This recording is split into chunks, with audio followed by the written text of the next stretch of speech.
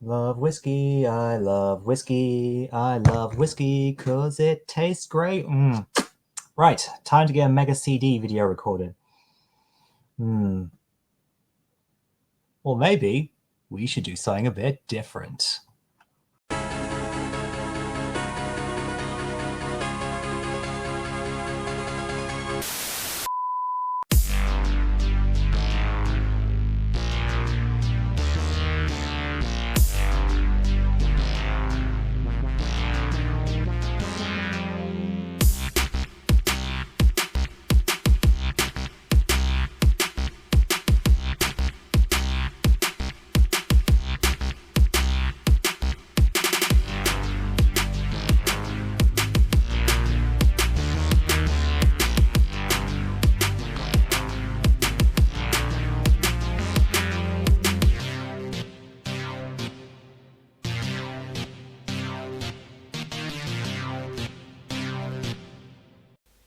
Hi, welcome to the first episode of the Mega CD Appreciation Society chat podcast.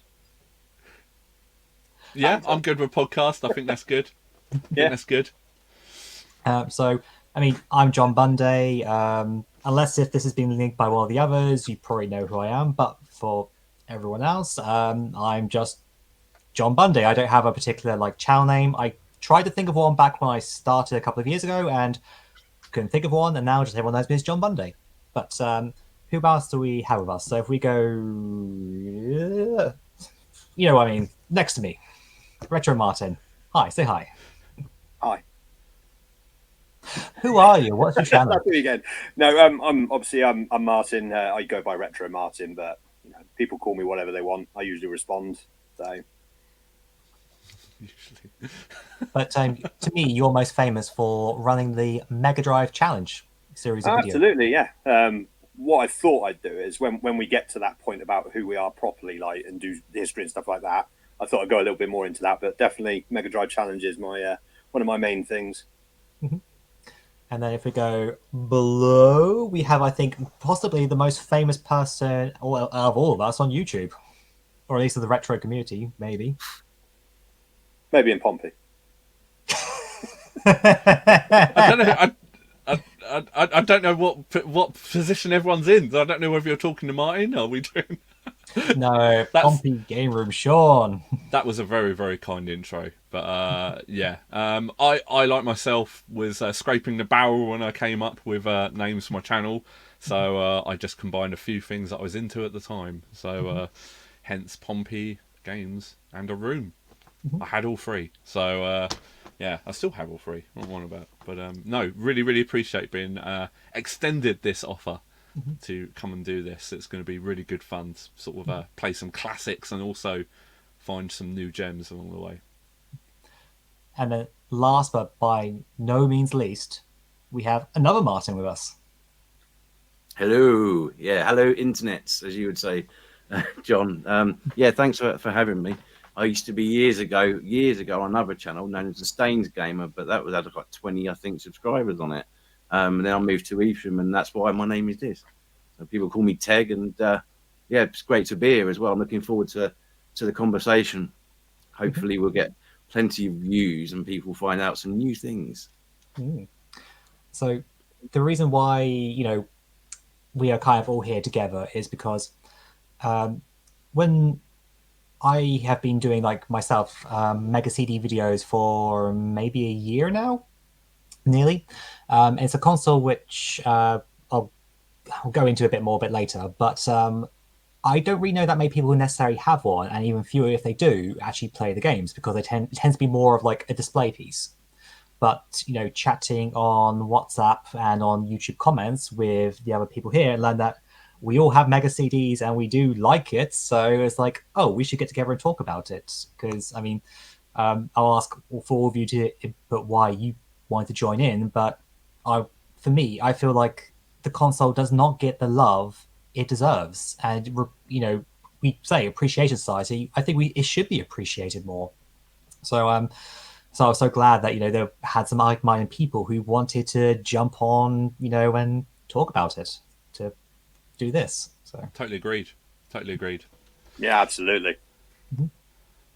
I think especially as it's a system that, probably shouldn't say this, but we've got some actual games here, but it's a sort of system that's so easy to sort of burn games for and play, or just like play on some of the classic collections and things. There's some amazing games out there, and yeah, I think it's one of those systems that is definitely underappreciated. And when people look back even later, sort of like in the next sort of 10 years, hopefully it'll be a system that's sort of found its place. I've never really felt that it's found its place. You see what I mean? Like, you never often see a Mega CD pickup or anything. Like you said, it seems to be a showpiece from people's collections, doesn't it? So cool. And So I believe it was in 1993. It was released officially in the UK, if I remember correctly. yeah, actually, yeah, because I've got one thing to show off. Hopefully, it doesn't glare too much, but a copy of Sega Pro oh, very from. cool. Oh wow! No, Christmas 1991. They're actually showing this thing off. So, not Yeah, that was when it was Well, released. that'll be when it came out in Japan, won't it? So Yeah, that was when it aware came of out in Japan, and it came. I think I'm right in memory. It came out like April or May over in the UK. '93. I seem to recall, because I was about midway through primary school at that point. I vividly remember that. So, but Yeah. Well, that is showing up, but yeah, pretty cool. Yeah. yeah. And one thing to me that is the most heartbreaking is that this is the game Lunar Silver Star. Never got a release over here. So. Shame as well. It looks like a fantastic game. So. I've heard of it. What is it? Is it like an action platform RPG? Have you ever played? Have you ever played the Grandia games? No, I don't play RPG games. It's by the hear same them. developers. So Right. But that one we'll cover. We'll talk more about Luna later because it will be part of like my reason for getting to partling in Mega CD. So yeah. So okay. But what we are hoping to do with this series is this is just kind of an introduction of like our history with the console and like some of our memories of it. But we want to celebrate the games of the console because it's not all just FMV rubbish, which is what people remember it for, sadly. So we want to kind of don't get me wrong, we will also play those games, but we want to kind of celebrate the library as a whole, especially as sadly there's so many that never actually got released in the UK or PAL territories. Either they were just Japanese exclusives, or they came over to America but never made their way over to Europe, which is a crying shame. So there were like I think some big heavy hitters which people who grew up with the console here never knew about. So so what we'll do is after this we will spin a wheel to pick a game, and then we're going to try and aim for about once a month. It will slip and slide because we all have families and commitments and things, but that's what we're going to do. That should hopefully give us enough time to play the game, especially if it might be a longer one. But we'll pick that at the end of the show. So going forward, each episode will be dedicated to a game. But for now, it is our history. So anyone who particularly would like to go first? I mean, is anyone here who actually got the console at launch? No. Go on, Sean. You go first. I would say I got mine in '94, like early '94. Nice. So okay. If anybody else is like earlier wants to go before me, I don't mind. Mine is more like 20 years after that. So you go for it. Yeah, for me, I've spoke about this before on one of my videos with. There's a bit of a story behind it. So I had a Mega Drive to start with, and then I progressed to get a Mega CD from. So this was in a little place called Godalming in Surrey, and there used to be a little shop there called Console Crazy, which is now like a small art gallery. It's a weirdly long building that goes from about my arm's length, a bit longer, and then eventually goes down to about that size. I mean, it's just a strange little building. And I had the Mega CD then. I bought it brand new. I don't know what I paid. I think I very naughtily used my dad's credit card to pay for it without him knowing about it. Can't remember exactly, but that must have been the only way I would have got it, because I was working in catering at the time. I was a kitchen porter. I didn't have much money. That must have been what happened. I vaguely remember something like that. But I had I'd heard about it before in magazines, as you do back in the day, and when I saw the video that came with Mean Machine Sega of Mega CD, that literally just sold me right out. I didn't care about I saw Sewer Shark on there advertised. I saw the Batman Returns part as well in there. So you guys have obviously probably seen this before. Quite easy. You can quite easily, anyone that's watching this can see it on YouTube. There's plenty of versions of it out there, and that's what got me sold on it. And when I got that thing home, I had this old stereo, and because the Mega CD has got audio out on it, so left and right, straight into a stereo, it was probably the best thing I'd ever heard as well. Now, the games I had for that at the time, I know I had Final Fight CD. I know I had Sonic CD. I had basically the more well-known ones: Sewer Shark, Night Trap. I think one of the lesser-known ones I think at the time was Wonder Dog as well at the time. Those were the games that I had with it. So to kind of like cut the rest of this a bit shorter, there's a bit more to this story, okay, and it's awful. It really is awful. So I had this wonderful system that I absolutely loved, with loads of physical Mega Drive games at the time. I took them down to this shop in Godalming, and I swapped the whole lot for a Super Nintendo with Super Mario World and Super Bomberman 2. And to this day, I have never forgiven myself for that. I don't know what possessed me. Vote to kick him out. Vote to kick him out. So I've made amends for that now, being older now, and I have another Mega CD, and I have approximately, I don't know, it's 30 maybe games, something like that. I can't remember exactly now. Between 25 and 30 games, and I think I've more than made up for that mistake. But the wound, that scar is still with me for that.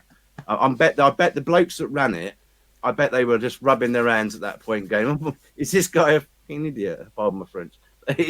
And I was an idiot. So, but I've always loved the system. It's something that I don't think I'll ever get rid of it now, not even if it breaks. So it's clarify. Which models are we talking about? Model 1 or Model 2? Like when you first bought it and when you got it back? Yeah. Well, first model I got obviously was the Mark 1, and the second model I got is the Mark 1, which is down next to me down here. Okay. So yeah, I couldn't get on with the Mega CD 2. I had seen it. One of my friends had a Mega CD 2 and the Mega Drive 2, but I just don't like the look of them, and they look awful with that mushroom on it. I think that setup, it looks awful anyway, whichever one. But yeah. So but yeah, I just wish that Sega would. I think we all wish that Sega would add more Mega CD or show more love to it. Hence why we're doing this, showing more love to the Mega CD, which it so rightfully deserves. I don't know what. Yeah, that's all I'm going to say on that at this point, because you guys have got to have your say. So, but yeah, that's my 1994. 1994, I got mine. Okay, so like I said, mine's 20 years later. So who's next? You, Sean, if you want to go next.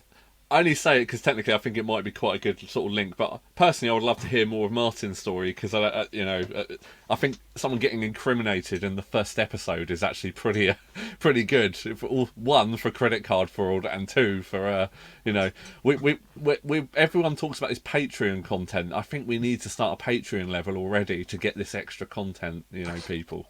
So if you want to hear the stuff after dark, you've got to pay. So anyway, anyone pay to hear us though? Only one way to find it. No, I couldn't agree more with people what they've been saying recently about that. If that's the way you want to do YouTube, great. But I think we're all the same. We do it as a hobby. Passion project. I can't think of anything worse. Yeah, we're not money driven at all. No, exactly. Well, you used the dad's credit card. It's certainly not money driven. Let's stick with that. That's fine. But no. I mean, being money driven as well. I never actually owned one growing up, but I was one of those. In school, I had one of those friends that had everything. And I've said about this 3 or 4 times on my channel when I've covered Mega CD stuff. I had 2 friends in school And I didn't just hang out with them because they had everything, but I played football with them and socially. But looking back now, it must have looked like I was just like a clinger on because I never had it. So I had a Mega Drive growing up, but never a Mega CD. Yeah, I'll even name drop them because I bumped into one of them, Gary Austin. I bumped into at a place called Port Solent about 2 years ago, and he said I don't know how he'd watched a video at all. But he had obviously found my YouTube channel somewhere, and he had just happened to watch one of the episodes when I was talking about Earthworm Jim, and I was like, "I've done like 70 odd videos. How do you watch that?" And he goes, "Yeah." He goes, "I did hear." He goes, "Yeah, but we did have a good time." So I had two friends, Lee McKnight and Gary Austin, and I used to frequent Gary Austin's house after school some evenings, and he had a Mega CD, and it Model was 1 like or Model 2? So it was the Model 1, and for me, it will always be the Mega CD. Whenever I think about it, I don't think about the Model 2. I always think about the Model 1. It's that sound of the tray coming out and the cool flashing lights on the front.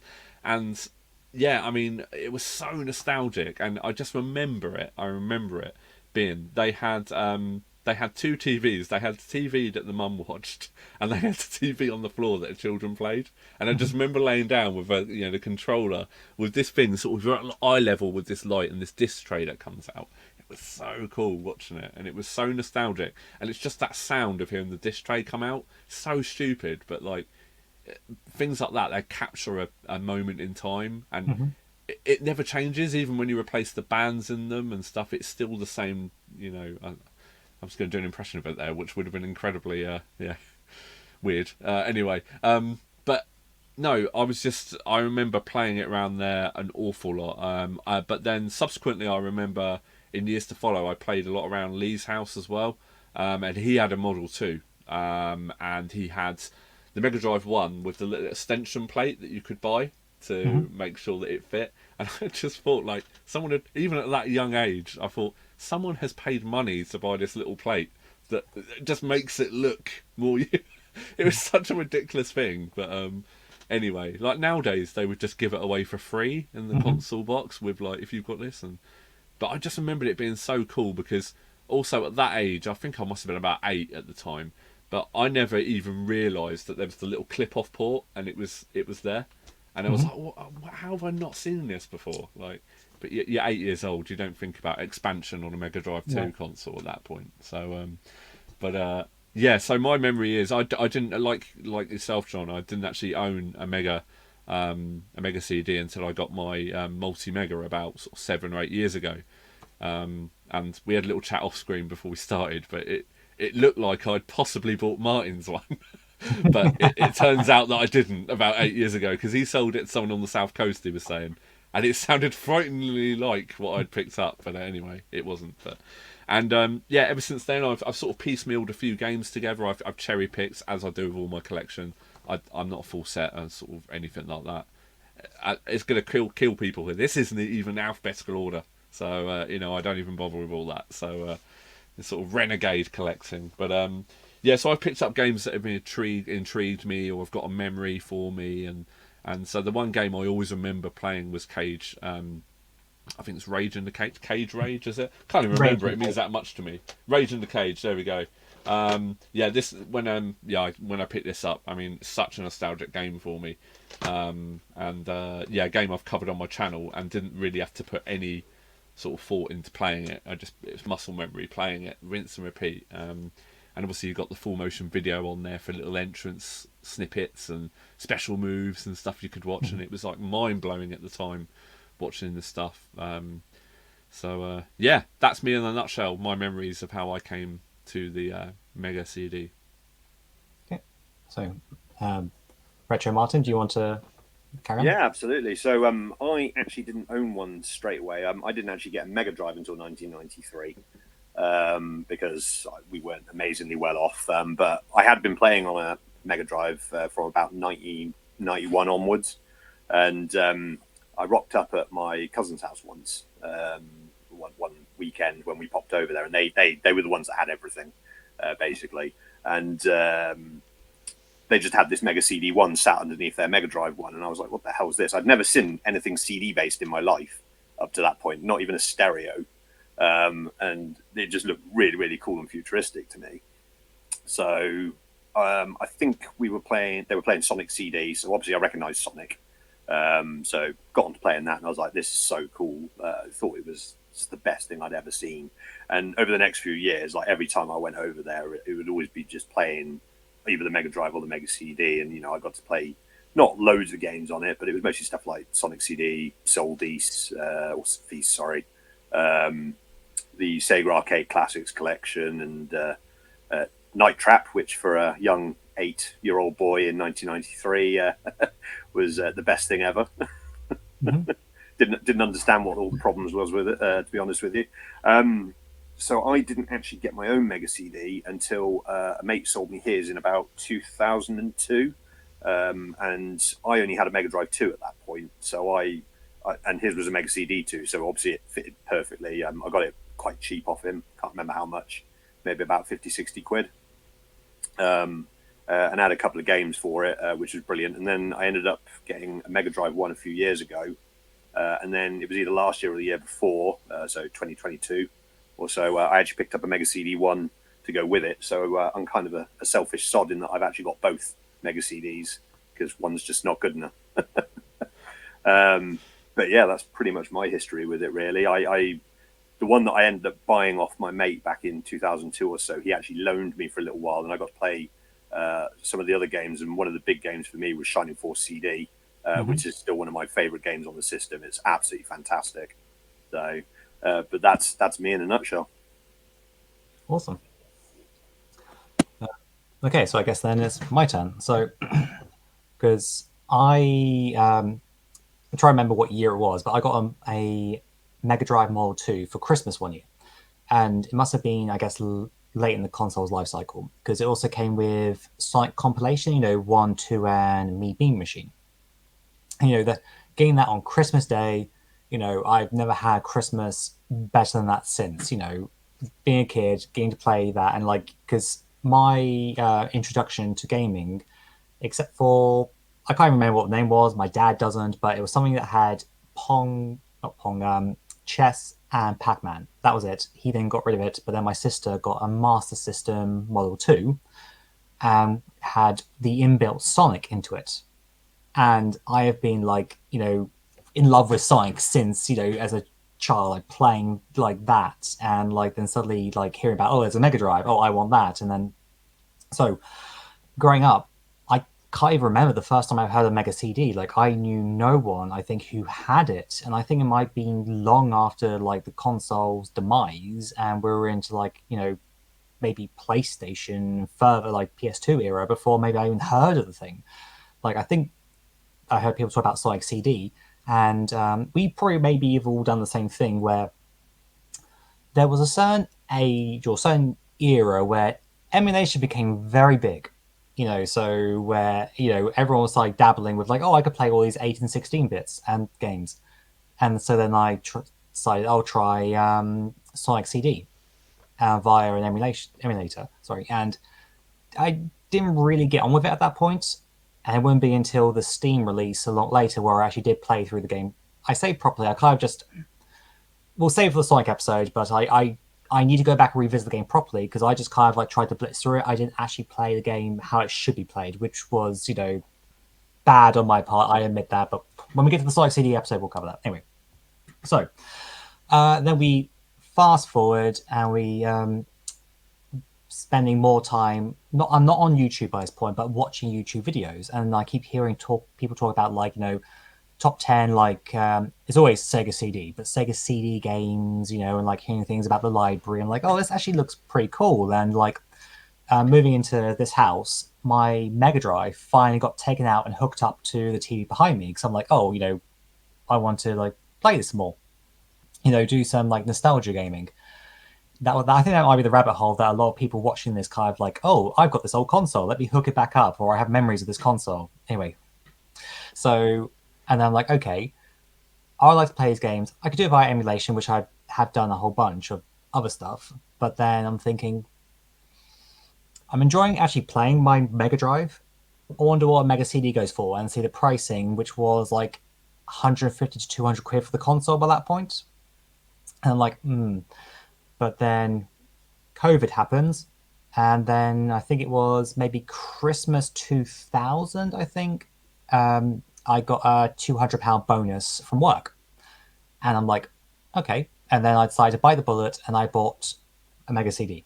So because I have a Model 2 Mega Drive, I decided to go with Model 2 Mega CD so that they would complement each other.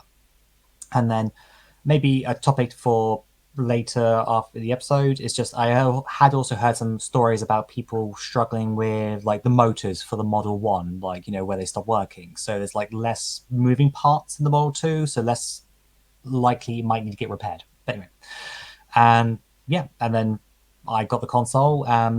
Didn't really play it that much because it turns out a lot of the games I wanted to play weren't ever released in the UK.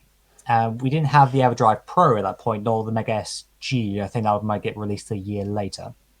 And so I'm like, okay. And then so I start looking into the repro or reproduction scene, and there are some people who've actually like made reproductions for PAL of Sega CD games. And so then I start going down that rabbit hole. But then like there are other games that I know I want to play which haven't been done, and then those who know my channel know I am now like doing a whole bunch of conversions of Japanese or American Mega / Sega CD games to work on PAL consoles. That's kind of like one of my like lot of videos I've done now, and it's been thanks to that one of my like absolute favorite games now for the console I've managed to play, which sorry, I'm not going to drag this out for too long, but so okay, so Cool, passion, John, passion. Reproduction. Luna the Silver Star, which was on the cover of the magazine I showed. So I get this, I'm like, I'm going to play it. Pop the disc in, and it doesn't load properly. And then, but it works if I do it via an emulator on my computer. I won't bore everyone, but I think I know why. You can't fix this, but I know why. But then that made me decide to create my own, not reproduction, but my own conversion of it. And that meant like actually having to change like the tempo of the CD tracks that tie into the cutscenes, along with making just the game boots. So like, even though this, and I even tried a couple of repro companies to see if maybe they had already done it for me. But like, so you got one which was the one that came with the game, and then you got one that came from a different repro company. This one actually boots and will work, but they haven't done the changes to make the audio be in sync with the cutscenes. So, but they get more points though for making it work. But the thing is, I actually quite like what they've done for like the case, and they even give you like a proper, like a good quality manual. I cannot like knock the quality of this. It's just the game doesn't work, so I end up having to use that one to actually play the game. So anyway, so yeah, that went a bit longer than I intended, but yeah, so that led me a rabbit hole of like, because this might be a point for like for a moment, but I said earlier on about the fact that people's perception of the console is just FMV games. And it's like, no, like there were a whole bunch of like RPGs which were made for the console, but we over here never got. So if you're an RPG fan, you would just bypass the Mega CD completely because there were none here. Whereas if you're over in America, you had some absolute classics of the era, So, but yeah. Anyway, so yeah, that's me. Like I've only got into the console within the last, I guess, almost 4 years now. But I'm trying to, leave my mark by trying to allow other people to play the games without having to like have a modded console, but also get to play them myself as a result. So then this is what I'm hoping, like us doing this means that I'll actually play them rather than testing them and chuck them in a CD wallet and go, I'll play them at some point. So yeah, so me and the Model 2 Mega CD. So yeah, but yeah, I think that's I think we've done quite well for covering everyone's histories, but yeah, I think maybe we should talk about the game some more. Like talking about I mean, for all of you, what was your perception of the console library until you actually really got into it? Like, I mean, someone who's had like File Fight and Sonic CD, it probably was a very good like view of it. But if you've always seen the things like Sewer Shark and Night Trap, so I'll throw it to the floor. Does anyone want to like say some thoughts? Well, yeah, I mean, I'll chime in first. Obviously, I was only 8 years old when I first came across the Mega CD, and to me, like FMV games, even though they're what everyone thinks the console's for, they were actually amazing in my opinion because I'd not seen anything like it. So to a little 8-year-old me, it looked like the future. So I was playing stuff like Night Trap and Microcosm and all these other games, and they looked great to me. And I'd be reading things like Sonic the Comic back in the day, and I'd see things like the Power Rangers FMV game or something like that, or even games that never came out over here like Ernest Evans, and just think, wow, this looks fantastic. And then it wasn't until much, much later when the internet became more prevalent that I started to see this perception online that the Mega CD was just full of FMV games. And because I'd played some of the other stuff like Echo and Sonic CD and Shining Force CD, it didn't seem like that to me. And I knew about some of the other games that didn't come out over here. And I just thought, well, it's a console with loads of games on it. And yes, the FMV games made up quite a bit of the library, but you've got to try and push things on a console to then get it better later. Otherwise, you're never going to upgrade, like the PlayStations and 3DOs and all this other stuff and your PC Engine CDs. They needed to have the rubbish FMV and, really stunted animation that they would have had in the early days to then get the much more beautiful ones that they would have had later on. So.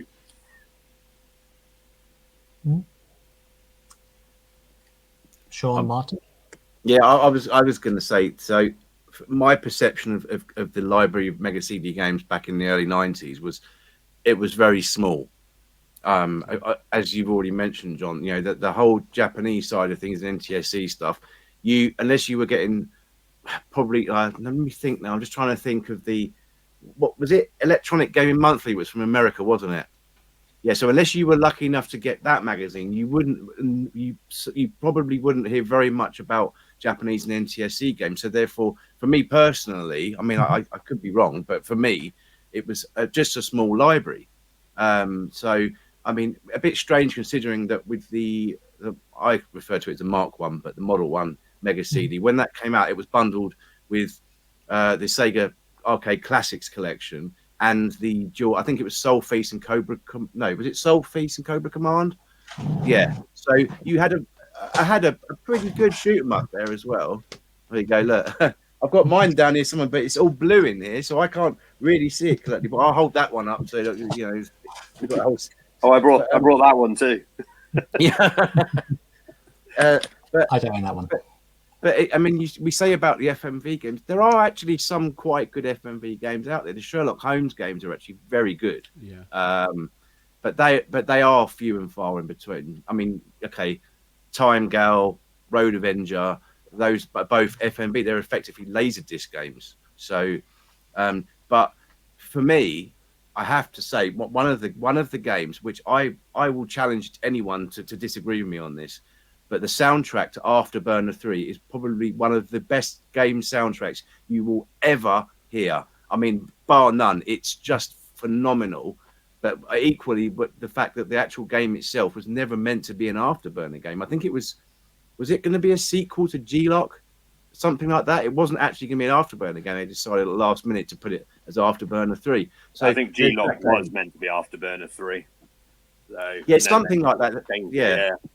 So, but there were games out there if you just spent the time to look for them that were quite unique. I mean, Core Design were massively supported the Mega CD.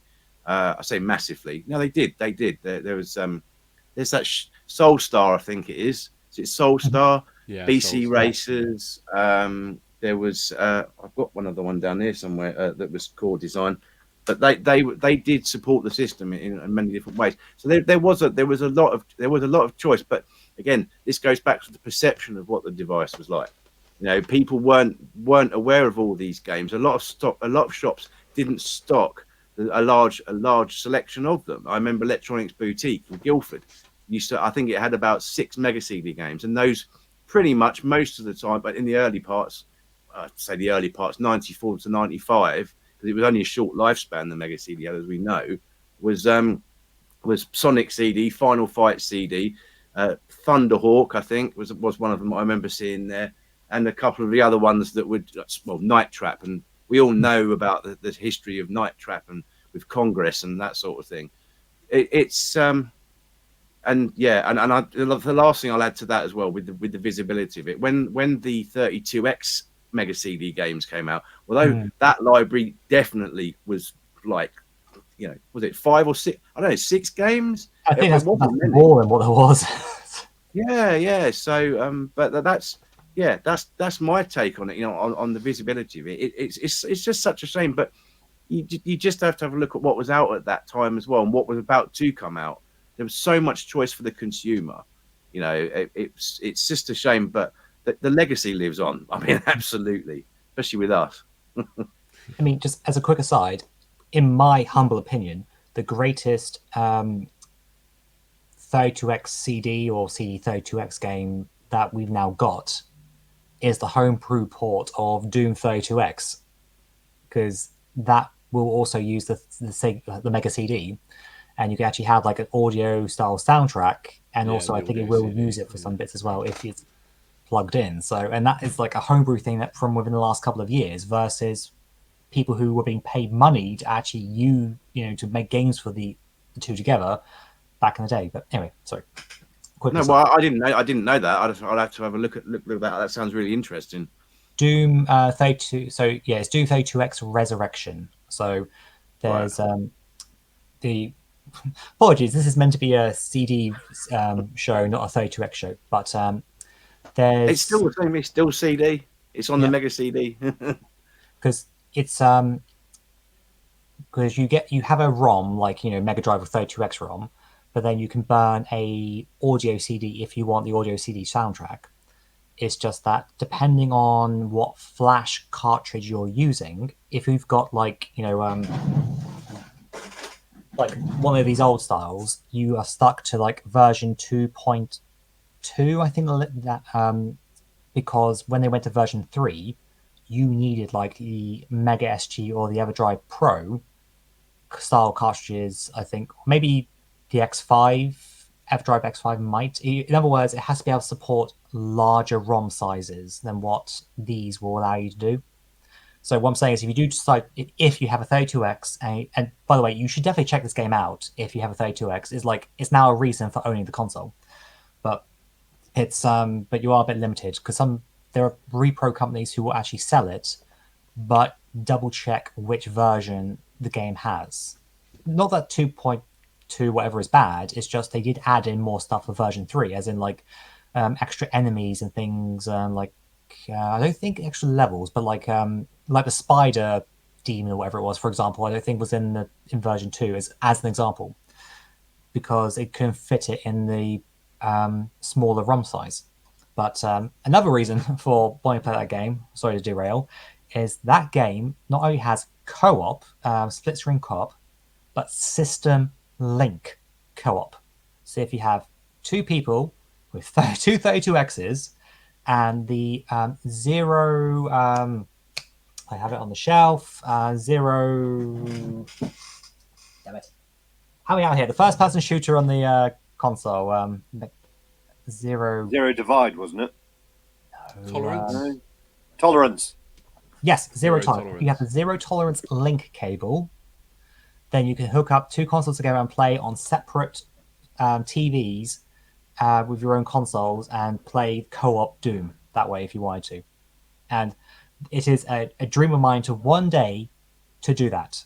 And also do Zero Tolerance as well. You don't need a 32X for that. But yeah, because I bought the link cable to be able to like do these kind of system links, but I have had zero opportunity to actually use the thing. But yeah, so are we going to start a 32X podcast next year and try and do all this? Well, one thing I did want to point out: are we actually going to be doing the Sega CD 32X games? Because technically they're Mega CD. So I mean, I think we should. I think we should throw it in. I mean, Night Trap we don't need to do because we're already going to be doing it, aren't we? But I mean, okay, the answer is it depends because I have a 32X, who I don't think all of you do. I know that Retro Martin. I know that you don't, do you? No, I'm I looking. definitely don't. I'm looking at getting one, but I've noticed the prices have just Yeah, I mean, same here. for a box version. These are about 500-600 quid, if not more. And I'm like, I ain't paying that. I'm Sure. not paying that. So So- I mean, it is only the 6 games because I've just quickly looked up. It's Corpse Okay. Killer, Fahrenheit, Night Trap, Slam City, Supreme Warrior, and then Brazil only was Surgical Strike. So I'm not sure if that's going to be in Portuguese or English. did you say NBA Jam Tournament Edition? Did you then? No, Slam City was what I said. All right, okay. So, it's probably a wrestling game of some sort. So not my wheelhouse. But the point is that there is no exclusives that are just that. They are ports of original CD games, though, aren't they? So what I'm trying to Yeah, say I is, see where you're coming from. Oh. Yeah, fair enough. Yeah. so the on other the note thing of is Slam when- City, it is actually a basketball game, okay. an FMV one of all things. So when we get to, for example, Night Trap, like, because I before, like, a couple of years back, I burnt the CD 32X versions of the game. So I would probably play that, but I don't think it will be a requirement that you have to play that version. I mean, you maybe try out an emulation just to see how it, because I think it gives you like the a bigger like resolution, like whatever for the screen, compared to the stock Mega CD ports, or sorry, original version. But I don't think it should be a requirement that you have to buy a 600 quid piece of equipment just to try it out. So, but Yeah, but how else am I going to play Tempo? I mean, Tempo is not. I mean, I still need to try Tempo, but that's not Good game. on the Good game. on the CD based console. So, yeah, but I mean, it's a pity that I'm hoping that the homebrew scene will do a lot more with this. Like Doom 32X Resurrection, I'm hoping has like lit the flame of like homebrew devs utilizing the Tower of Power, to do more with games. So Yeah, I agree. there are people who are looking to make the original Tomb Raider run on 32X, and there's I don't know if you saw they're creating like when I say a RAM cart, it is not a cart like the Mega CD has for storing your backup saves, but adds more memory to be able to be used for like having a game that technically needs these more internal memory RAM to be able to have in all the assets and all that kind of stuff to load. So, yeah. I mean, there's better ways probably to play Tomb Raider, but I'm just saying, like, it'd be cool if something like this out there for homebrew scene just to run wild with it. It's Yeah. we need more homebrew CD and 32X games because Mega Drive has there's a glut of them, but there's only two CD homebrew games that I'm aware of myself. Yeah, the Mega CD homebrew seems, apart from doing conversions, doesn't seem to be as massive as the Mega Drive and Saturn at the moment. So Yeah, I noticed the Saturn recently. There's a lot of homebrew stuff for Saturn. It's funny you say that. I was only talking to a mate about that at the weekend. Yeah, I agree with that. Well, we're getting ports of PlayStation games. I saw like demos of Final Fantasy VII, Metal Gear Solid, things like that. So, well, someone's obviously ported the PC-only expansion to the original Tomb Raider to the Saturn to make that run on there, because that obviously never got released anywhere else other than on the PC. So, quite impressive. I mean, I think there's something about not just not Mega CD, but I think there's something about Sega's hardware which seems to inspire like these homebrew devs to do things like this. Because again, my perception is that you don't see people necessarily making homebrew PlayStation games.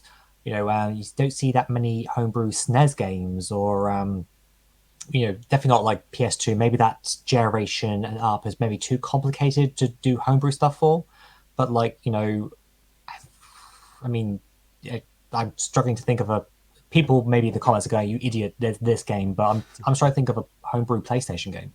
Actually, no, I can think of one, but I don't know if any of you have seen things like that at all. Not really around the homebrew scene that much. It was just weird how I read something on the Saturn a couple of weeks ago. It's just it was weird. the how it Sega worked. side of it seems to be much more prevalent. To be honest with you, you don't even hear it much for the the SNES and things like that, apart from translation projects, Hmm. doesn't seem to be much off the ground. I mean, don't be wrong, the NES and the Game Boy, there are loads. So they're they're very well stocked as well. But it's just, I don't know, it just seems to be something about Sega's family of hardware which just inspires people to make things for it. I assume it's not easier to program for necessarily, but it just maybe it inspires people, the hardware, to do it. But All the Probably cool because not people a lot like of people Sega. do it. So it's sort of it's quite a cherished name as well, isn't it? Sega and stuff. The fact they don't make the consoles and stuff anymore. I think if the prestige of being able to get a game out, and like, I remember years ago, and this was like as Pier Solar came out for the Mega Drive, and that's the now, third one. I forgot that one. yeah, that game was amazing. How they managed to get that to run on such a, I'm not really a tech savvy person at all. So like all this stuff is way above me. But yeah, I mean, it's pretty impressive. Anyone can go back and sort of rework this stuff and get it to work. But I understand it's probably a lot easier with the technology we now have to go back and redo this stuff and program stuff. But even, yeah, I mean, it's way above my head. But a lot of people now, I mean, like I went into building design, so I sort of completely shut off that side of my brain of coding and stuff when we were tentatively doing that in school. But like people went off and did IT courses, and they're usually the people that have got these abilities to go off and do stuff in their free time. And I know two people that write their own games and stuff. So it's I mean it's pretty impressive. Anyone that's going to invest their own time in it, especially to give it away for free as well. I mean that's a real fan. So I totally get that. So I mean, I don't know if I want to admit this or not, but so Pier Solar was made by Watermelon Games, which then went on to make Paprium. Oh god. I can see where this is going. Yeah, so I think it's like 2 years ago now, they did a Kickstarter to do another run of like Paprium, but also as like an additional add-on, you can also then get the Mega CD like version of Pier Solar. So I've backed that, and anyone who has followed this drama knows that nothing has been like done, like been given out yet, and there's like a lot of, I mean, if anyone go, you're an idiot. Like I bought those knowing full well the history of what's gone on with that, and I accepted if I don't get it, I have lost that. I did that, but the money that Paprium was going for on eBay, it was like I'm not going to pay that, and also didn't get Pier Solar. So I took the risk knowing that I might never get anything, but people probably say, you idiot, John, but you never know. You never know. I live in hope, You live and and learn. I've got other homebrew games for the Mega Drive on my shelf that I have not got around to playing yet. So if it takes several years longer than what was said, then I've got other stuff to keep me occupied in the meantime. But yeah, You can stick with Solar, Xenocrisis in the meantime. I still need. I've got that. I still haven't tried it. Oh, it's a great game on the Mega Drive, but you need a That's 6 what everyone says. That's what everyone says. So, and this is not a Mega Drive cast. I wanted to ask, because we were talking about hardware. Now, I'm not 100%. Maybe I'm right in saying this, but on the Model 1 Mega CD, on the left-hand side, you've got a little clip goes on the side, right? It's a little clip, a little lock type thing. Now, some people say it's to keep. Well, you can plug in. So if you can connect your stereo through the headphone socket of the Mega Drive, and it keeps that's it. And it keeps the cable away from the drawer. That's all it is. It's just a safety mechanism to keep so that the cable doesn't get caught in the drawer. Tell me, because that's what I've heard. It does say cable on the side of it, I think. Martin, does it say cable on there? No, it just says lock, but it's just big enough to literally loop the cable through, like you said. I always wondered what it was for, to be honest with you, because it just didn't seem to do anything. But it's if you think about it, it's a little bit extra that no one else has thought of. It's not on any other console that I've ever known. It might be, but I've never seen it on any of the other Sega systems. Yeah, this is the company that also gave us this absolute gem right here.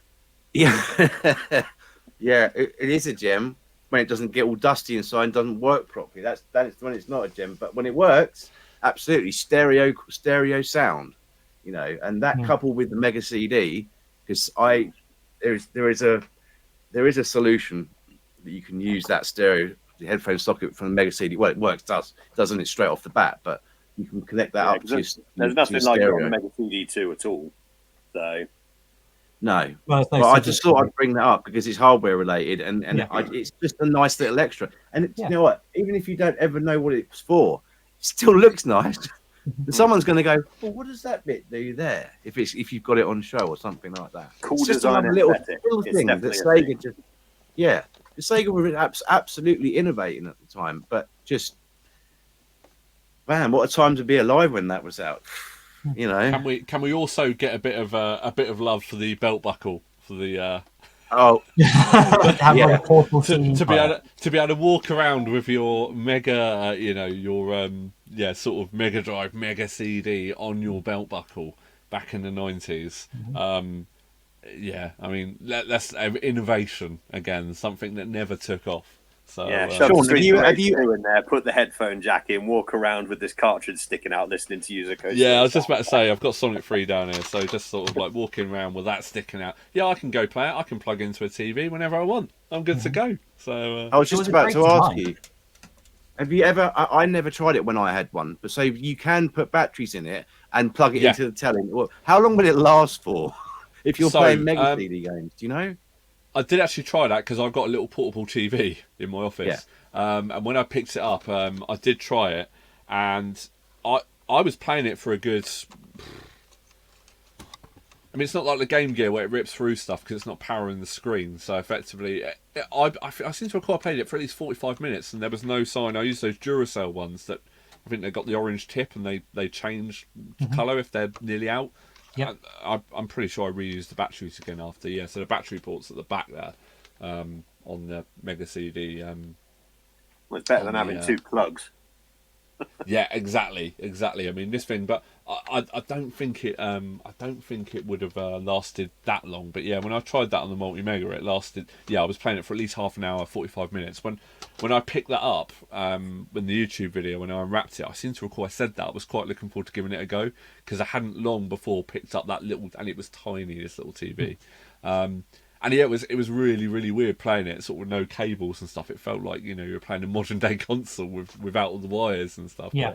But, yeah, I mean, I will say the one thing with this Multi Mega is the fact that I use my you probably can't see it on here, but up here I've got the wireless controllers, the infrared ones, and you can't plug them in on here because the control ports are sort of on opposite sides.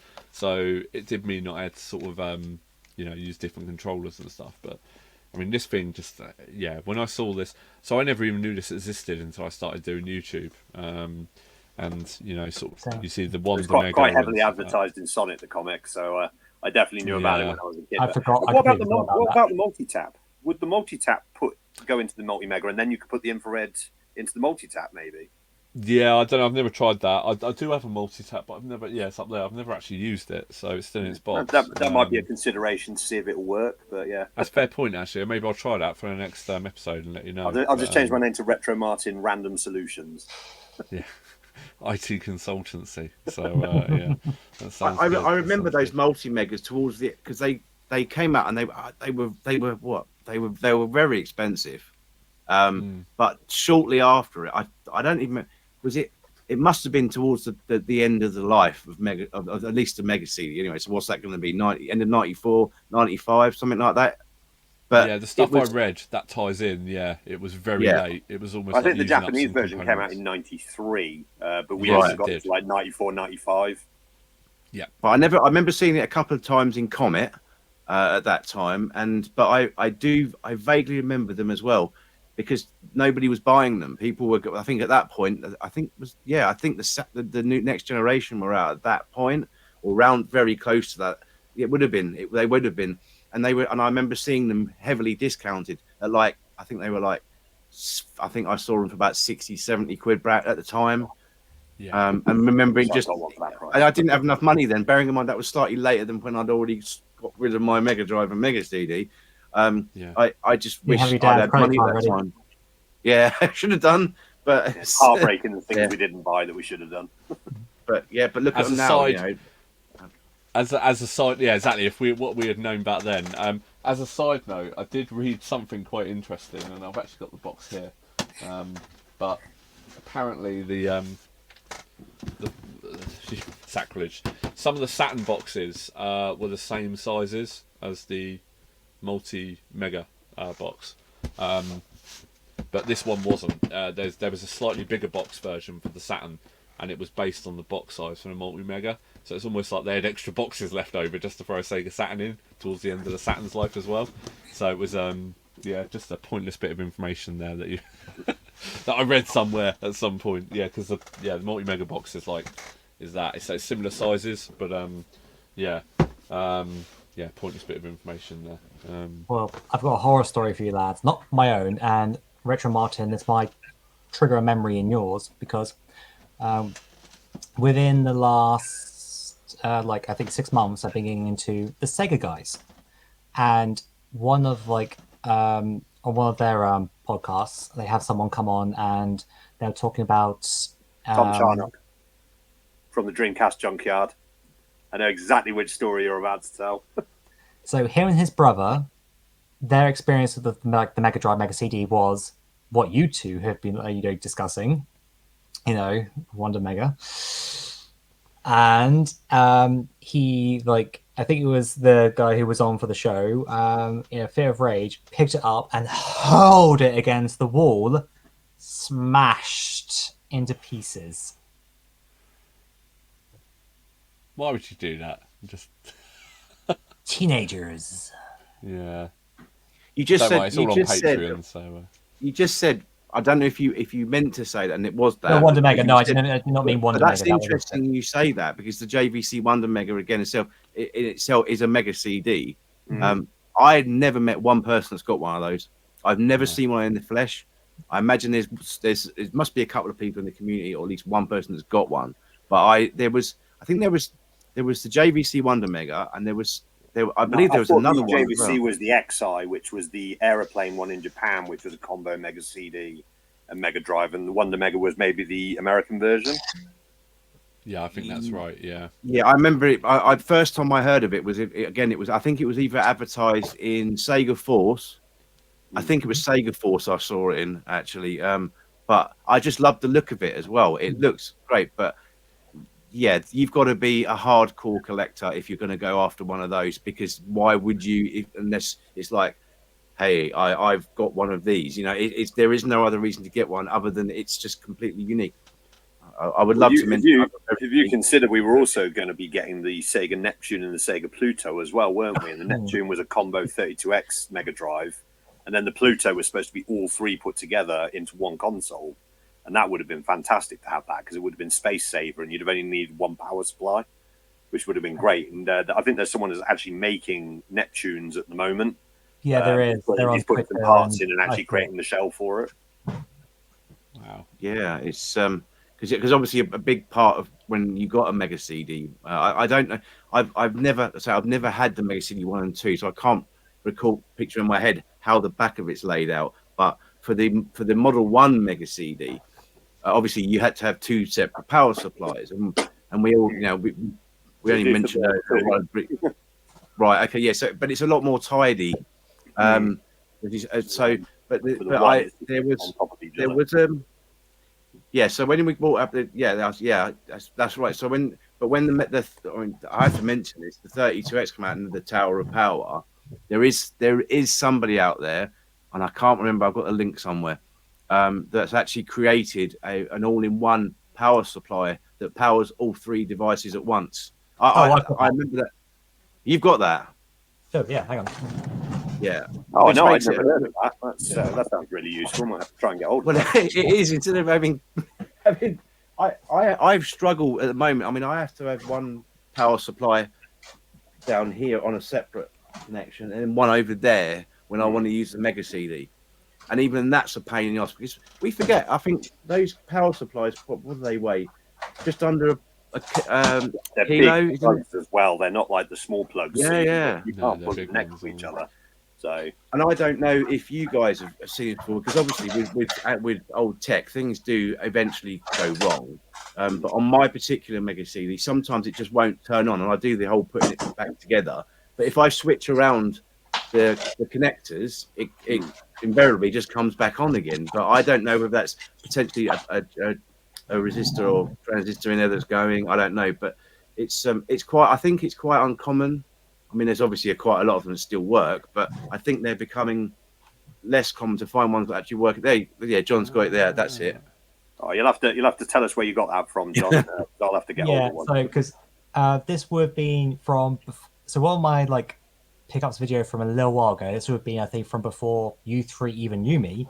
Like I showed off getting this, and then like straight after, James Retro Import Gamer then bought it for himself because he also had the same problem of having like those three big blocks getting into that. Yeah, sure, I'll share it. There's a couple of different versions because the socket for I think it's like Model 1 versus Model 2 like Mega Drives are different. Like so you need to buy it's a bit thicker, I think. Yeah. so you need to make sure you buy the one that's correct for your setup. So this is like Model 2 Mega Drive, Mega CD, and 32X. Yeah, this thing is a godsend. I mean, seriously, like, you know, I only use this now because, you know, I could just have it permanently plugged in to like all the consoles and never have to worry. So yeah, this is, and the fact I've been using it for probably a year and a half, and my consoles haven't burst into flames. So that will work even just with a Mega Drive and Mega CD. You don't have to have a 32X. It will. That'd be interesting to see the link for that because I'd be interested in getting one of those because I am absolutely. I say I'm fed up with having to have. I'm mashing by it down already. Yeah, that's very good information for those Didn't people. Sega I'll give out invent Power link. Strip? I'll, you know, send it to you. Yeah, didn't Sega invent that Power Strip, which was basically like a multi-plug that was spaced out enough that you could actually put all three in? I know someone that had one of those. I was very impressed. I was impressed. I was like, yeah, that's really good. But why should you have to? Yeah. Why should at the time? Why should you have to get that? You know, but I think if I remember correctly, it's got the Sega logo on it as well and stuff. Yeah, it does. So People would buy anything back in the day though, because I remember seeing in one of the computer game magazines the and it's famous, but it's the Game Boy cloth where you wear like the balaclava blanket around your head and you can play the Game Boy in perfect dark. I mean, somewhere in some boardroom, someone has gone, look, Clive, what we should be doing is selling rags to children, just putting it over their head and calling it a blackout blind. Clive, you've nailed it again, Clive. Let's go to lunch. You know, like these meetings are happening and people are, you know, green lighting these ideas. You know? So it's, well, speaking of a green lit idea, that I think the ultimate goal is to have the full Sega setup. So you've got like the karaoke unit and everything attached to the Mega Drive and Mega CD. Like, so it's just an absolute beast. You'd need a bigger room. Yeah, a bigger room. You're going to need a bigger room. And probably have the fire crew on on speed dial just in case. So but I'll be there singing away, and it won't matter. Yeah, yeah. Martin is a lovely guy. Yeah, it's the way he would have wanted to go. Have it on his tombstone. Yeah, that's.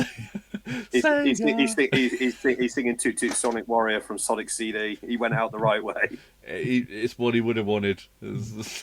What he would have wanted. So when I disappeared before, I was trying to dig out this, which they're now defunct. I believe there's some controversy around it. Anyway, Sega Powered, because in this issue they cover like a bunch of like very small releases, like hardware, unique hardwares for like the Neptune, for example. So hopefully this will appear because it also does kind of cover like the Wonder Mega. But if you see, there was like an actual what looked like a CD player. Oh, the AUA one. Yeah, funny enough, I nearly bought one of those about 2 years ago. There was one in Spain. Yeah, it got ridiculous. So a bit like you, I had a bonus from work, and it was ridiculous. Even at that time, I think it was about $8.50. It was it was ridiculous. I ditched out because at the time I was trying to buy my Sonic the Hedgehog sign as well, and I was like, I can't buy both. So I ended up buying that instead. But yeah, I have seen those. There was one that sold on eBay very recently, actually, because it is one of my saved searches, and occasionally, and that went in the thousands. And it was like a best offer. It was buy it now, but obviously best offer. And that went in the thousands. It's like I kick myself because, like, a bit like the story that Martin said earlier, Martin in the Blacktop saying earlier, about a gaming regret. Now, I used to own, it's another Sega thing, but I used to own a Sega Mega Jet, the plug and play thing. I bought that for 70 quid, seriously, about 10 years ago. Yep, that's it. I did it on the channel. I covered it on the channel and went through all the spiel. It's probably one of my most viewed videos, actually. And for some reason, I don't know why I did it, but when I moved into my first house with my now wife, I purged a load of my collection. I don't know why we do that. And I just got rid of it. I had no reason to get rid of it. I didn't need the money. I didn't need the space. But for some reason, I was so worried it was going to get damaged up in the loft because they were selling them so much. Like they were everywhere. About 10 years ago, there must have been like a consignment turn up because I bought mine for like 75 quid, and like all of a sudden they just stopped going on eBay. And now, like literally, you go there and they're like 500-600 quid, and people are buying them. They're selling. So it's a bit like, that's one of my biggest regrets. I wish I'd done it and never gotten rid of that. Yeah. Yeah, It's it's funny why would you get rid of it? It's not like you needed to. I used to have the X-Band adapter as well, the modem. I used to have all that, and that the same. I got rid of it. I don't no reason. The only thing I think back now is I was thinking I must have thought it might get damaged during the move, and then I don't know. It's so annoying, but anyway, gaming regrets. Gaming regrets. Oh. Sorry, because I actually turned back a page, and for those who are curious, there is what the Wonder Mega looks like. So I just had a quick look. The Wonder Mega is meant to be a 32X as well, and the karaoke machine along with the Mega Drive Mega CD. So pretty much is the ultimate put together. Yeah. So the only person I know who's got one on YouTube now, I followed him since I started. He was one of the first YouTubers I watched. A guy called Luke Morse. He is over in, I think he's in Japan. He lives in Japan. He's an American guy, really knowledgeable guy, but he's got a Wonder Mega. That's the only person I know that's got a Wonder Mega. I've never really ever known any other YouTuber that's got one. But yeah, pretty cool gaming piece though. And for anyone curious, this is what the Neptune, that the reproductions, the ones that are being made via taking 32Xs and splicing them into Mega Drives and putting them in. That's what the design was meant to look like. And Pluto's just a couple along from it as well on that page. Sorry? Pluto's on the page as well, a couple along from the Neptune. Oh, sorry, yeah. Okay. Just out of interest, John, on there, it looks a bit like the shell for the Mega Drive 3, but just sort of blown up. That's pretty much what the Neptune was supposed to be. Yeah. Like it looked like that in because they actually showed both the Neptune and Pluto in Sonic the Comic, which is why I was aware of them. Right, I never realised they'd been cancelled. So that is what it was supposed to look like.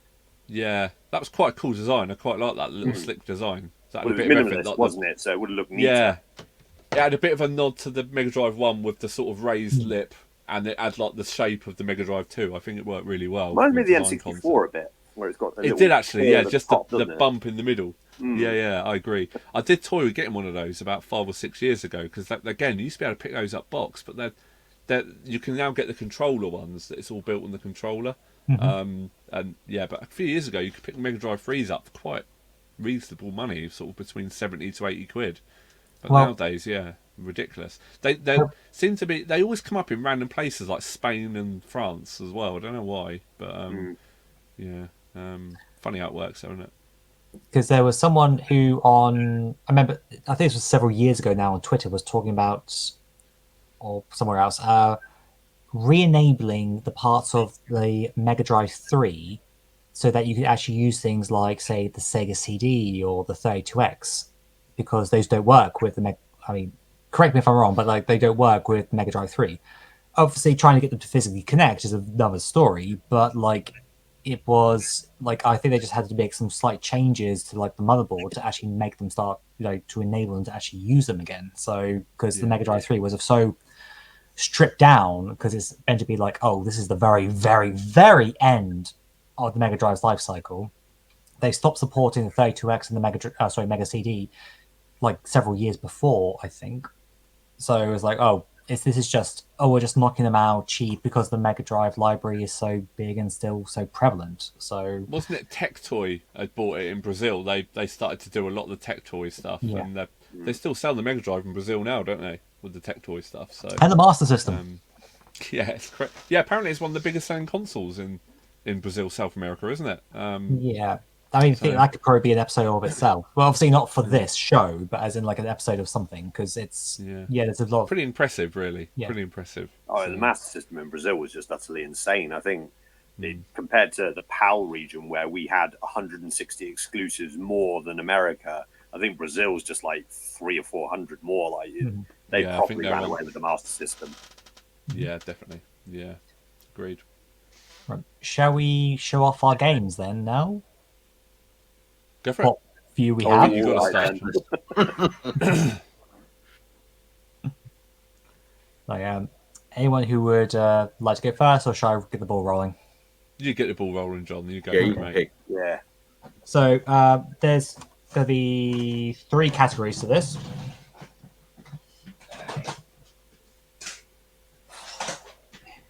Okay, these are legitimate games I actually own, because we haven't set up till this point. There was zero CD/software protection to stop you from using burned discs on the Mega CD. Zero, nothing. Lovely stuff. So Works for us in the future, though. So I've already shown it off already. So the dual pack of Soul Feast and Cobra Command, and that's because I found this for £5 in CEX 6 months ago. So like £5, and it's still got the manual. The CDs look to be in good quality, and I was like, for that, I mean. They have had the arcade classics, which I've always like gone, but the fact that you 3 seem to have it, I feel like I now need to get it to be like one of the cool kids. So, anyway. Then Lethal in Forces, only the disc, not the box, which I believe that. Sean, can you show us how it should be presented? Not like this. How should we be presenting Lethal in Forces? Thank you. There we go. But in my defense, I didn't actually get this game because I wanted the game. It's because the seller was saying this for a very, very good price with both light guns, as in the blue and the pink. I already had the blue light gun. I could just burn this. It was the pink light gun I was after. And I thought I could like trade this in with the blue light gun into CX. No, they weren't going to do that. So I still have this. And then these were gifts from the absolutely fantastic Retro Red. So, and that is Sewer Shark and Ground Zero Texas. The only thing is that the top of both cases are broken. So if I actually were to open it up, they would just like, I think I even did it on my pickups video, because the manuals are very, very thick. Like it actually fell apart on screen. So, but yeah, so that is. So that compromises my official, Mega CD library. Unofficial. Great. I have already shown. These are all from the same repro company, by the way. I've already shown this one off, and it said the problems. This one I have not tried yet, but to be honest, because I've got the Mega Drive Mini 2, I might just play this by that. Yeah. But also, this one, which... if you buy the original now, I mean, fair play to you. I would love to have it, but I can't justify the cost. Snatcher. And also, same problem where it... the CD audio seems to be completely missing. As in, like, like when you have the intro cutscene where you should have the voiceover, it's not there. And when you get to the first time you have to use the motorcycle car thing, it never actually loads the next section of the game. So you're literally stopped from actually going any further in the game. So even though I have a very nice like that, I had to use that to actually play the game. So, but it does come again with like a very nice manual. So again, same problem as with Luna, but the CD audio was even a problem when I tried it on an emulator. So I just wish that these would actually be better quality. Like, I cannot fault the cases, the manuals, but the discs, those are the problems. So, anyway, like I said, it's so easy to burn for the console that you don't have to worry. Anyway, and the third,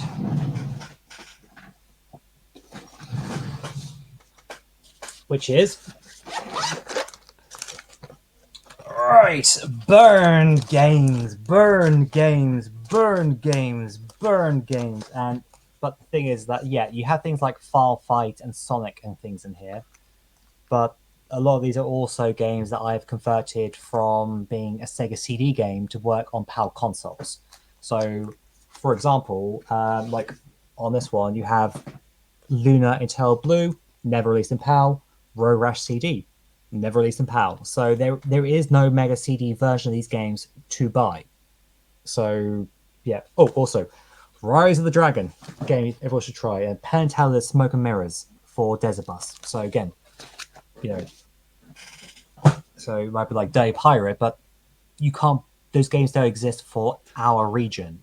If I bought original Sega CD ones, technically they would not work on my console unless if I used an EverDrive to change the BIOS or got like a region switch or something. So anyway, that is my collection. So who would like to go next?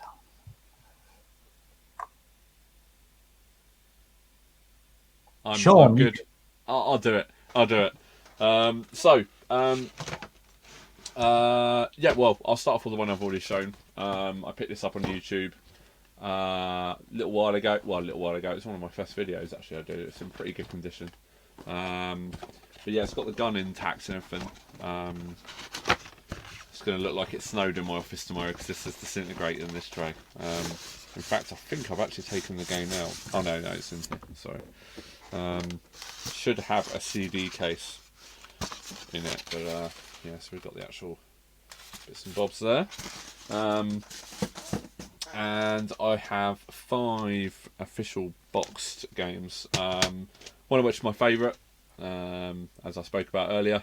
Love this game, love it with a passion. Yeah, well, I can't really say any more about that. I've actually done a video of that on my channel. My favourite game series alongside Sonic, and that is Earthworm Jim. This is the remastered one, and it's falling apart, so I'm actually going to put that away. But that is fully boxed. Yeah, so we've got Earthworm Jim. Brilliant soundtrack on that one, by the way, and there's an extra level on that as well. So I don't know if you've ever played that. It's very, very good. Echo the Dolphin did the same thing as well. Yeah, Echo the Dolphin's pretty good. It's a really underrated game on the Mega CD, actually. Echo the Dolphin. I remember that was one of the on the Mega Drive Mini 2. Is it? You've got both of them, both Echoes on the Mega Drive Mini 2. The CD, the Mega CD games are available on the Mini 2. You see, because I picked up a Mini 2 about 6. I've never shown it on my videos. Yeah, it's up there. It's got quite a few Mega CD games on it. Like, you remember Mansion Mystery and Ninja Warriors, there's loads. Right. I have thought about trying to get my one of my Mega Drive Minis hacked to get all the games on it. It'll be the first one. To my knowledge, no one's hacked the second one yet. Yeah. And the second one's harder to find, so definitely don't muck that one up. No. Well, that's the thing. I haven't even touched it. It's just up there. So yeah, literally not even. I don't think I have opened it because I was intrigued to see what it looked like. Because I only ever had a Mega Drive 2. But again, as a segue, that's half the reason we're doing this. Is a lot of the games on the Mega CD were upgraded ports from the Mega Drive version, like Pugsy and Earthworm Jim and all this stuff. Definitely. So again, not just FMV games. No, definitely, totally agree. This is a gem that I am always told. People see it in the background of my videos and say I've got to play it, and that's Final Fight. I've never ever played it. I got this off of Retro Chef's Swap Shop. I can't remember. Swap Shop. That's it. I've been on it a few times, and that's also on the Mini 2. So you can keep that one pristine if you want. Just play it on the Mini 2. Good. Nice to hear. Obviously, the obligatory you got to have it with every Mega CD, and that's Sonic CD. Such an amazing game. I like John was saying. I played this before I really played this properly. I played this at Gary's house when I was a kid, but I played it on my phone when it was the Christian Whitehead stuff. Was it Christian Whitehead? I think it was. Yeah, he's the one who did the new version. Yeah, I mean, I played that in shopping centres, lunch breaks, train journeys, bus journeys, you name it. Played that absolutely everywhere. Absolutely loved that game with a passion. And yeah, obviously the classics, literally the classic. Some amazing games on here, but nothing we haven't played before. We have actually spoken about this before we started recording, but this one actually has disc rot on it, so as you can see down the bottom there. I mean, is anyone here actually going to throw this into the wheel at any point, do you think?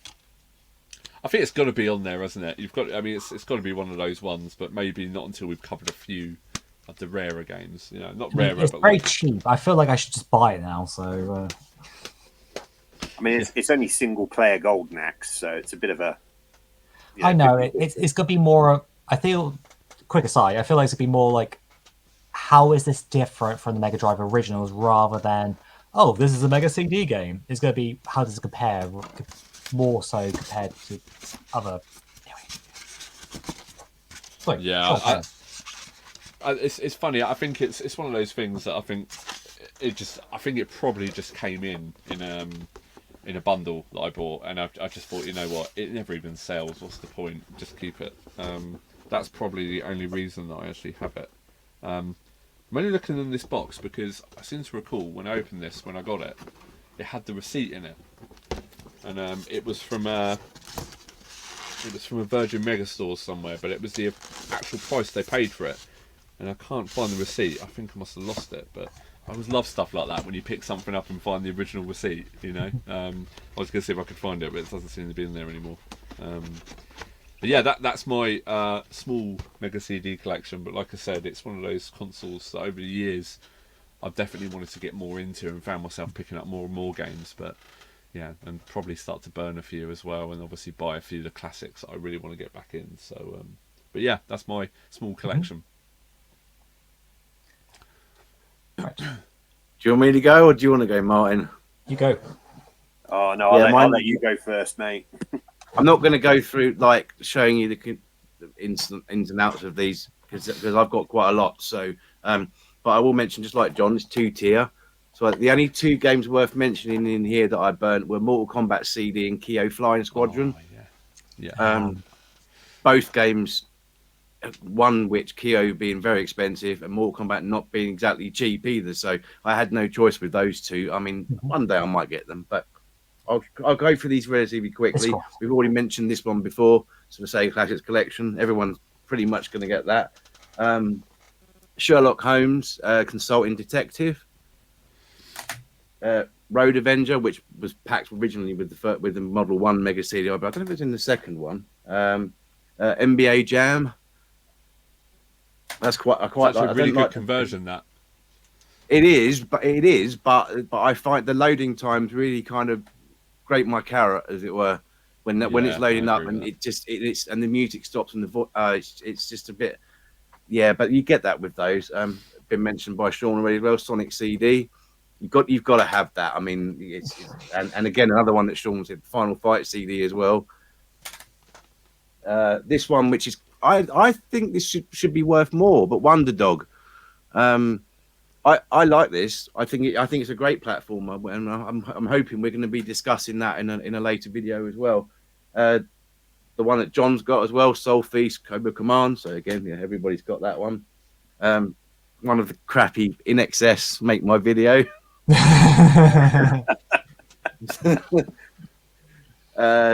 Black Hole Assault.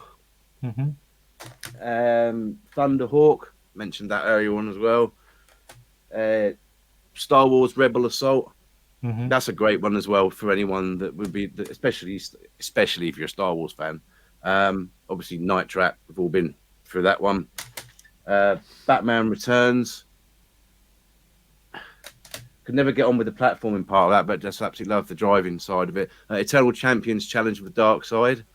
That's a really good game, actually. Yeah, absolutely. I've been meaning to do a video. This is actually about 2 other tubers, Feed Me Chicken and Game Zone Burberry, where you can actually, in that game, you can fight as a chicken.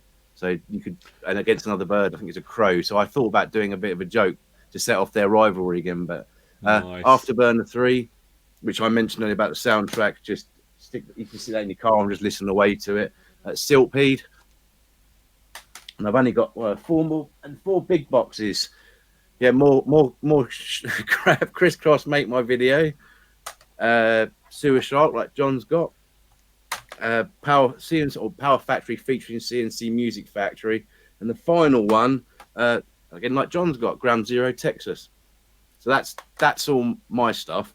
And my favourite out of all of them, yeah, I can't give you an answer for that. There's too many good games there, and there's Well, you've got equally Sonic too many. CD and File Fight, so.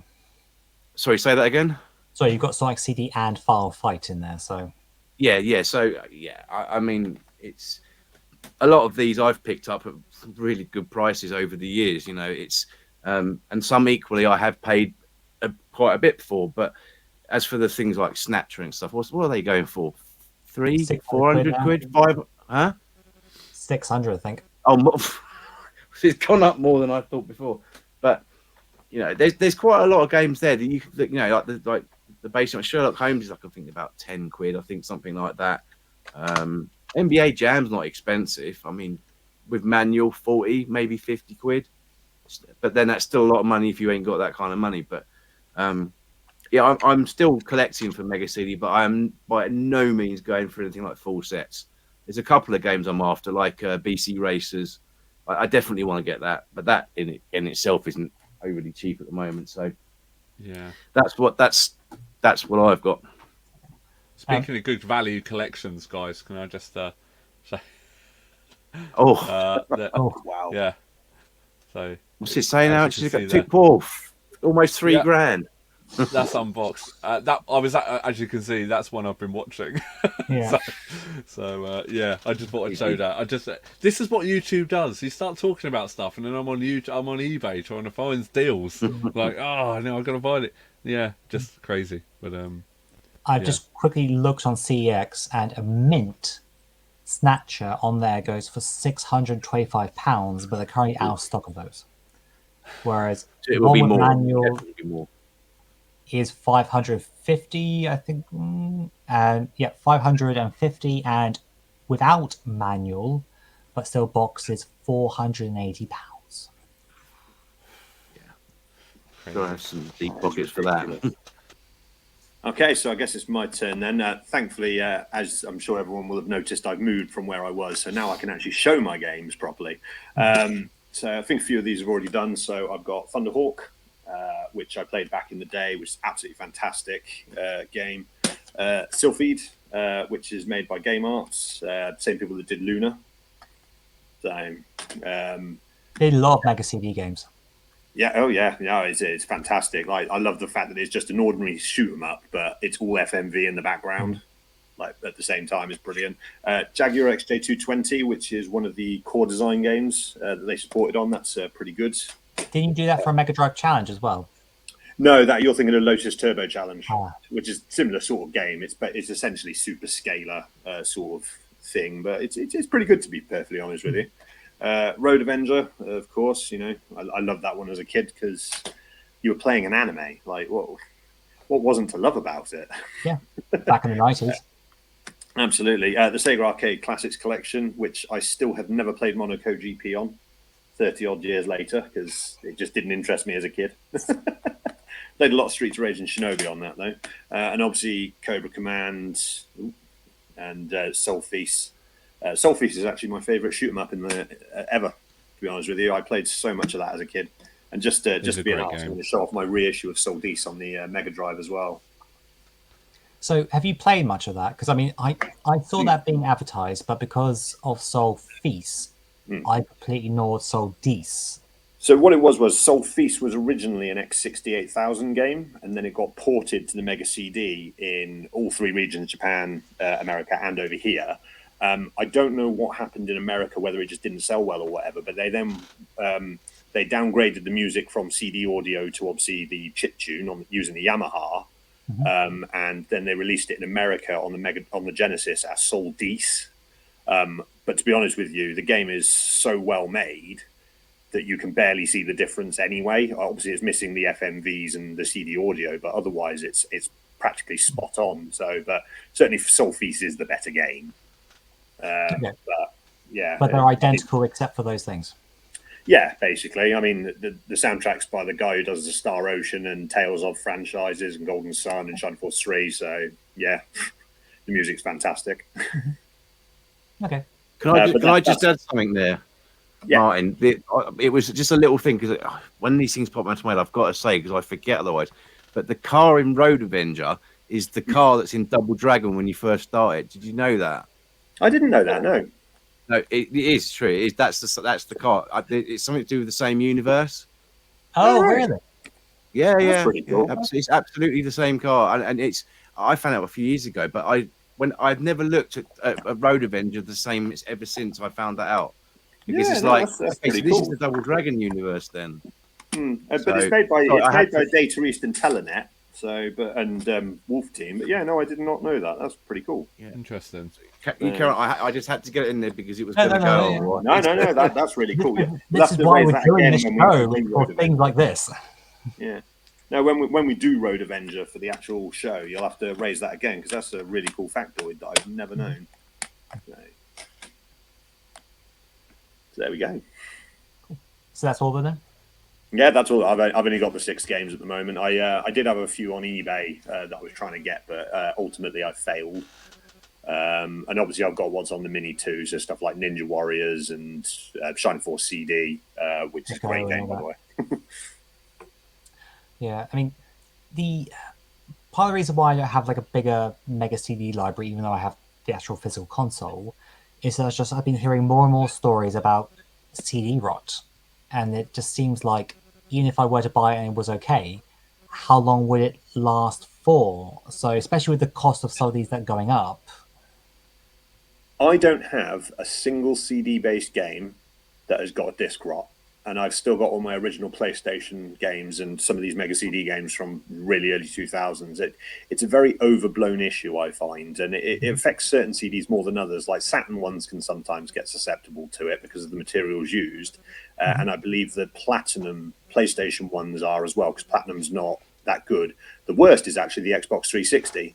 Because HD DVDs, the materials made that make up the discs, is actually the weakest material that's susceptible to disc rot. And then on the flip side of that, Blu-ray is actually the strongest because of the materials used. So I think disc rot sometimes is a bit of an overblown issue, and it all depends on how you store it as well. Like if you're going to have it somewhere damp or something like that, then it's going to be more susceptible to it. So it does exist and it does happen, but it's nowhere near as bad as some people make out. Just one on Sean's. Just one on Sean's. No, I've got 2 Sega Saturn demo discs that have got disc rot, and apparently the Saturn demo discs are quite notorious for disc rot. Well, they would have been cheaply made, wouldn't they? Exactly. Yeah, the Sega Age.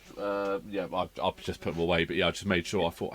Is that the positive I flash did, discs from the Sega That's Saturn it. magazine? Yeah. That's it. Yeah, I mean, they're like one of them is ridiculous. It's got like a whole ring where it's like, it's really weird. But Yeah, I've got knows where quite a they lot were of Saturn stored. games, but thankfully none of them have got disc rot. Like none of the Japanese ones or my PAL ones. So Yeah, none of the actual games have, but yeah, that was something I'd heard about the Saturn demo discs from the magazines. I mean, which demo is- discs were quite temperamental anyway. Like sometimes the Yeah. official PlayStation magazine ones were pretty.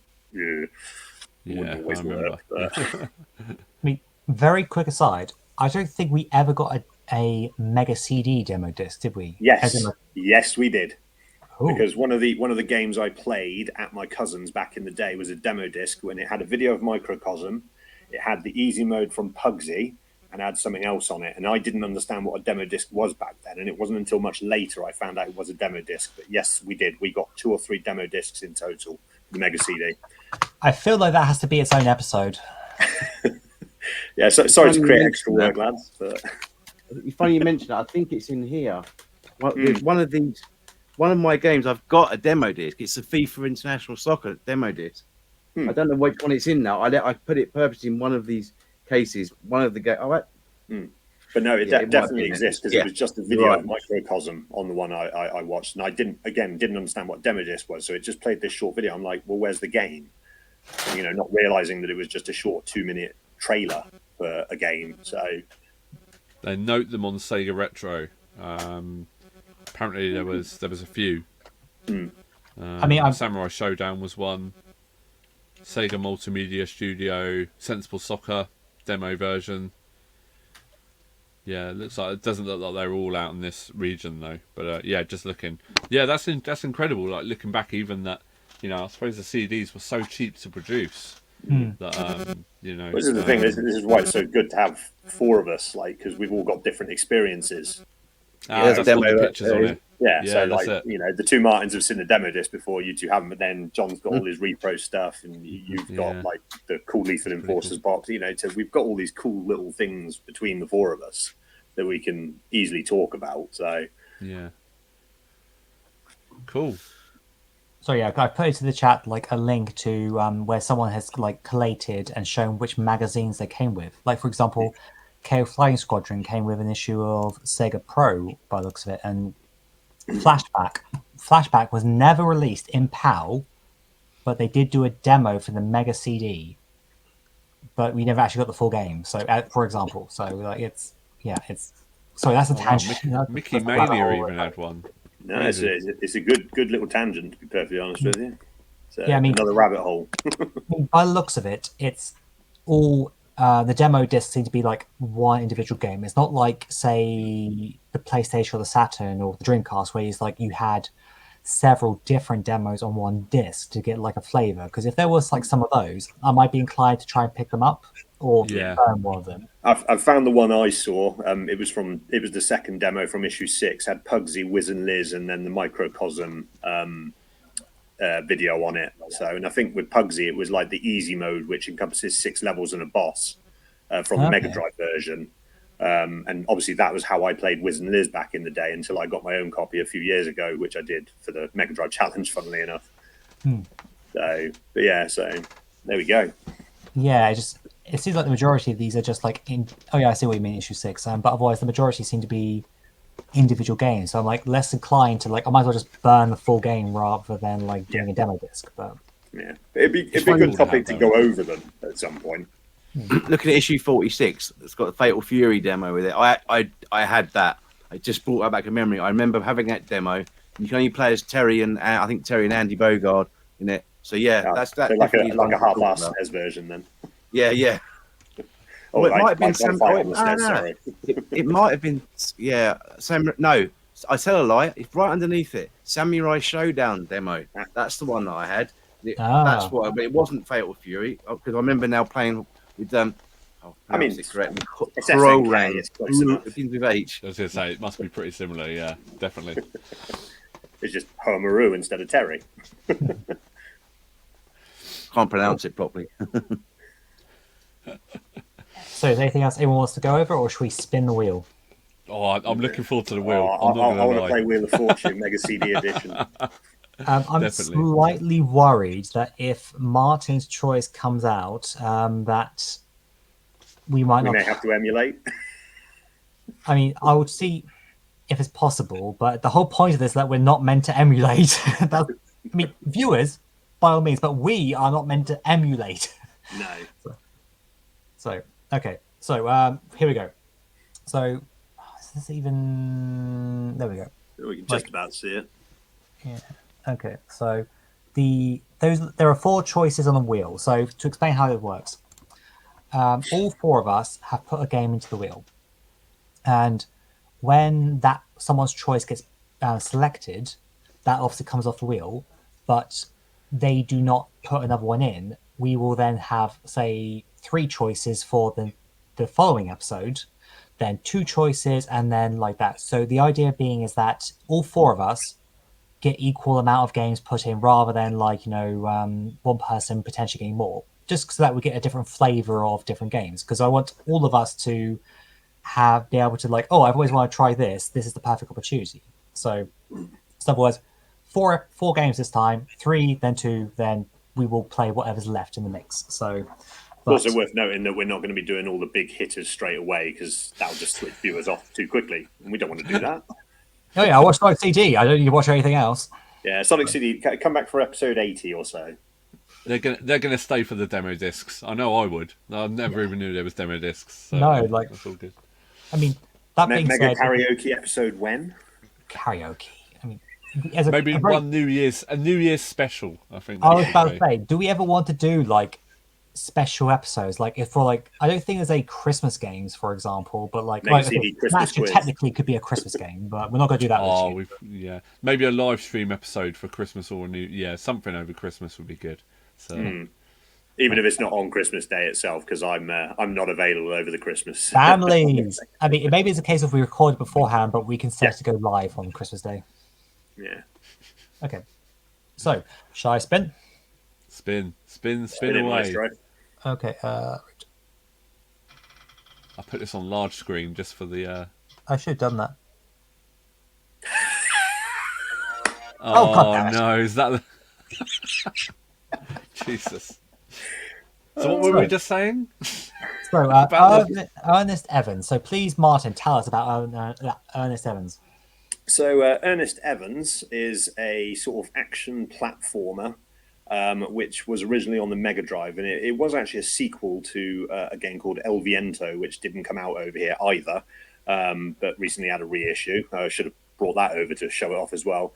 And effectively, it's part of a trilogy, which is sort of in like a sci-fi futuristic but modern setting, and Ernest himself is sort of a bit like an Indiana Jones style figure, but there's an awful lot going on in it. I think one of the main interesting things about it was all of his limbs are individual sprites, so when he moves, like you can actually see quite a lot of movement in him. Like his legs are actually separate to his body in the way that they're animated, so that they all work in unison, or so I've read, because I haven't actually played it yet. So just to put a bit of history, this game was only ever released in Japan, and so before we actually began recording, I decided to quickly see, just in case, to convert the game to work on PAL. And the game actually gives you the Sega, so you get the Mega CD BIOS screen, but then you get the Sega with like Sonic doing the "Do it, Sega," but it doesn't go beyond that, and it's just like, right, okay. So I thought I was going to be the odd one by having non-PAL stuff like American stuff, but you go for a Japanese. So okay, I'm difficult if nothing else. yeah. So before you guys start playing it, let me have a stab and see if I can get this to work. Because I mean, that'd be much appreciated. I prefer it. I mean, to be real, like we got the Mini 2s as well, but I would try to see if we can play things originally on the actual console to have that true experience, rather than like emulation. But obviously, anyone watching at home, you do you if you want to join in. But I feel like we have these consoles, we should actually be putting them to use. So, and I even, just in case if it was just the emulator, I even burned a disc right before we hit record, chucked in the console, and it had the exact same problem. So there's now like a dead disc on the floor that I need to ditch. So, yeah. Okay, so Ernest Evans. Maybe potentially some people have got the Mega Drive game, so you may want to play that. The Mega Drive one did actually come out in America as well, I believe. Yeah, but they did a re-release, or is that not being sent out yet? No, I'm thinking sorry, El Viento. I'm thinking of El Viento. I've got El Viento up on the shelf. Yeah, I picked it up. Think that was done with Soldice, wasn't it? Yeah, it was. Yeah, the two were done at the same time. Funnily enough, both of them by Motoi Sakuraba, the soundtracks. So there you go. Yeah. I mean, I didn't pick it up, but yeah. So Ernest Evans, you can play the Mega Drive one if you don't want to do the Mega CD. Anyway, okay, great. So hopefully, if you've stuck around this long, you've enjoyed the discussion, and if you decide to play along, then hopefully you'll have some great experiences, with the Mega CD library. So, any final thoughts that people want to say at all? So, I mean, Retro Martin, you first. Well, when they said to be this good takes ages, to be this good takes Sega, I don't think they were thinking 30 years. I mean, longevity, Sean? Just game on. I'm just looking forward to it. Really looking forward to this.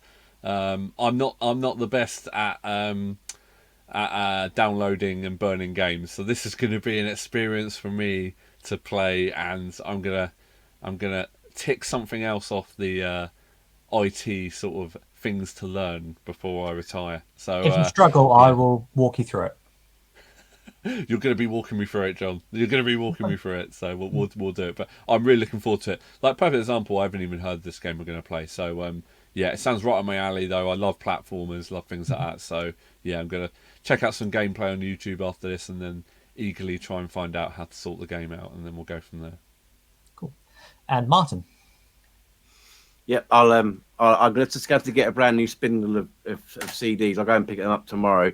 But I'm looking forward to turning my Mega Drive into a monster again. As the Mega CD video goes, that's exactly what I'm looking forward to. And as I say, I don't think I've ever played that game, Ernest Evans. Fully aware of what it is, so looking forward to giving it a blast. Yeah. Awesome. Great. Well, I hope everyone's enjoyed this, and I look forward to giving Ernest Evans a try. Like I said, we are looking to do about once a month, but this is a passion project. Real life gets in the way. We've all got families, so it's a case of, we will try to stick to a month, but I would rather have all of us be together to record. And if that means having to delay because of holidays or sicknesses, that's my preference. It's not like we're a network TV station and we have to have it out on time or anything. So, but yeah. Until Patreon kicks in. So, like anyone's going to pay to see me. I'm not paying you, Sean. No, it might help us buy some of these games. Jesus, No, they're going to be a fortune, aren't they? Yeah, if someone wants to give me 300 quid for the copy of KO Flying Squadron that's at my local, please do. What level tier would that be? Would you just name it after the game? So, like, if you want to go so and so tier, then you can buy one copy of the game that we can pass around. So, why does one person get it? We need to have a tier where we can all get a copy of it. Yeah, that's yeah. You just need one backer. We're not asking a lot. A whale. We need a whale. just yeah. Anyone got any relatives that are well off that are near death? Yeah. That might work. Yeah. Fund our Mega TV addiction. Where people that have recently come into a sum of money or inheritance, where that sort of podcast sort of show that we love these sort of viewers. So anyone that's got the money to burn, we're your guys. So but anyway, cool. Right. In that case, then. Thank you for watching, and we will see you all in a month. If you want to follow us, I will leave links in the description for all of our channels, but also we said at the very beginning who we all are. So until next time, catch you later. See you later, guys. See you around.